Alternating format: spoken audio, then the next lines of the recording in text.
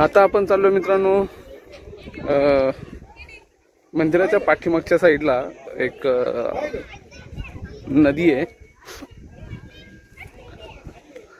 आणि त्या नदीमध्ये बोटिंग वगैरे असते। इथे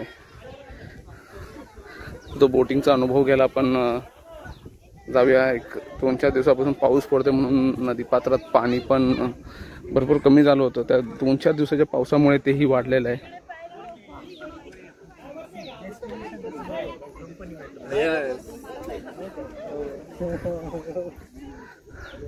मला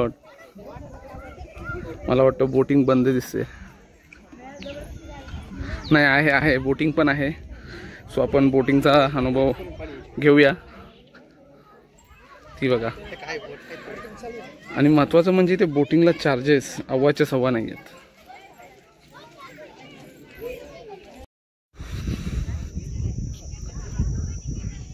लास्ट टाइम ज्यावेळेस मी आलो होतो त्यावेळेस हे अन्नपूर्णा म्हणून सभागृह आहे, त्याचं काम चालू होतं। आता ते पूर्ण झालेलं आहे।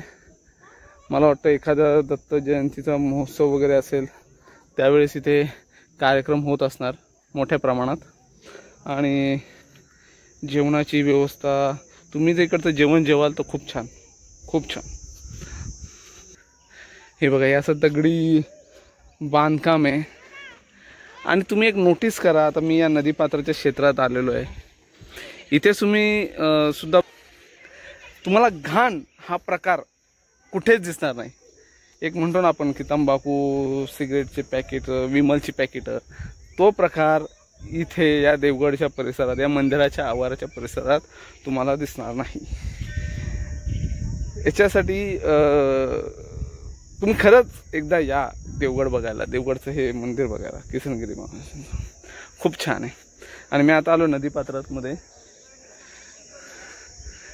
आता इथे आम्ही करणार आहोत बोटिंग। आणि हा छोटासा व्हिडिओ तुम्ही बघू शकता बोटिंगचा। नदीपात्रातलं एक 3-4 दिवसामुळे पाणी वाढलेलं आहे।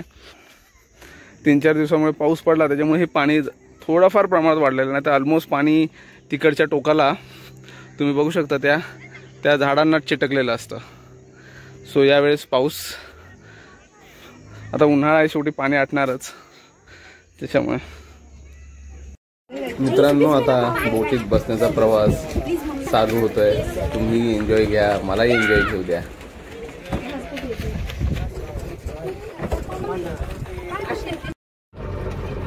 जसं आम्ही एन्जॉय करतो तसं इतरही लोक एन्जॉय करत आहेत। कोणी सेल्फी घेते, कोणी व्हिडिओ काढत आहे। आणि ही जी एक्साइटमेंट आहे ही आतून येते। त्याचं कारण म्हणजे स्वच्छता, तिकडचा सेवेकरांचा एक आपुलकेपणा। तुम्ही जर बघाल तर ते तुम्हाला दिसेल, त्या बोटिंगमध्ये बसल्यावर सुद्धा तुम्हाला तो आपुलकेपणा दिसणार आहे। मित्रांनो, आता आमची बोट राऊंड मारायला सज्ज झालेली आहे। या स्वच्छ आणि सुंदर पाण्यामध्ये फेरफटका मारायला आम्ही तयार आहोत। तुम्ही सुद्धा हा व्हिडिओ थ्रू बघा, खूप मजा येते। बोटिंगमध्ये बसण्याची जी एक्साइटमेंट असते ती नाही सांगू शकत, खूप मजा येते। आता बोट आमची चाललेली आहे एक मला वाटतं साधारण अर्धा किलोमीटर म्हणता येईल। त्याच्यावरून मध्ये फिरवून आणतात पाण्यातून। सगळेजण सेल्फी फोटो काढण्यात व्यस्त आहेत। आमच्या बोटिंगमध्ये लहान मुलं पण आहेत। ते पाण्यामध्ये हात टाकताना तुम्हाला दिसतीलच, ते बघा टाकलेलेच आहेत हात त्यांनी। असं होणार नाही किंवा त्यांनाही मोह आवरणार नाही, साहजिक आहे।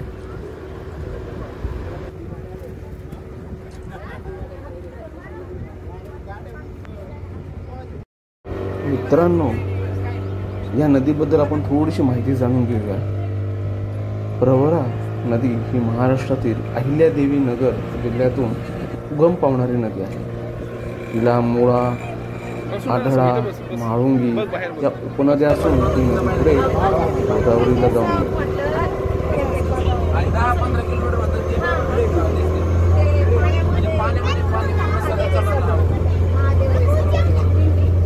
मित्रांनो, प्रवरा नदीचं पात्र एवढं स्वच्छ असेल हे मला वाटलंही नव्हतं। या गोष्टीचा अनुभव घेण्यासाठी तुम्हाला या देवगडला यावंच लागेल. या स्वच्छतेच्या मोहात तुम्ही सुद्धा पडाल जसं मी पडलो. खूप स्वच्छ.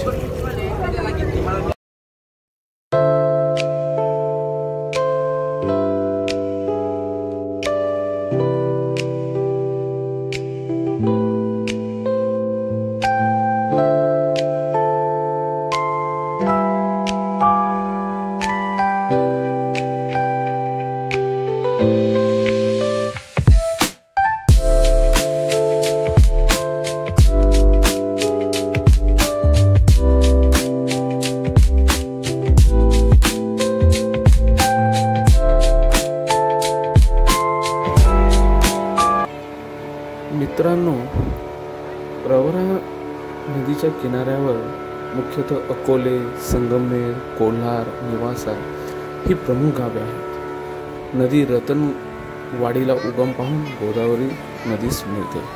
प्रवरा नदी ही भंडारदरा धरणापासून ते ओझरपर्यंत कालवा मानली जाते. तिथपासून नदीचे 2 कालवे निघतात. एक संगमनेर, अकोले व श्रीरामपूर तालुक्यातील लोकांची जीवनदायिनी असलेली प्रवरा नदीला अमृतवाहिनी असेही म्हटले जाते. अशा प्रकारे हा आपला बोटिंगचा प्रवास इथे समाप्त झालेला आहे आणि आता आम्ही आमच्या परतीच्या प्रवासाला निघालेलो आहोत. बोटिंगचा प्रवास खूप मस्त असा एन्जॉय केला. तुम्हाला व्हिडिओ कसा आवडला ते कमेंट करून आवर्जून नक्की सांगा. धन्यवाद.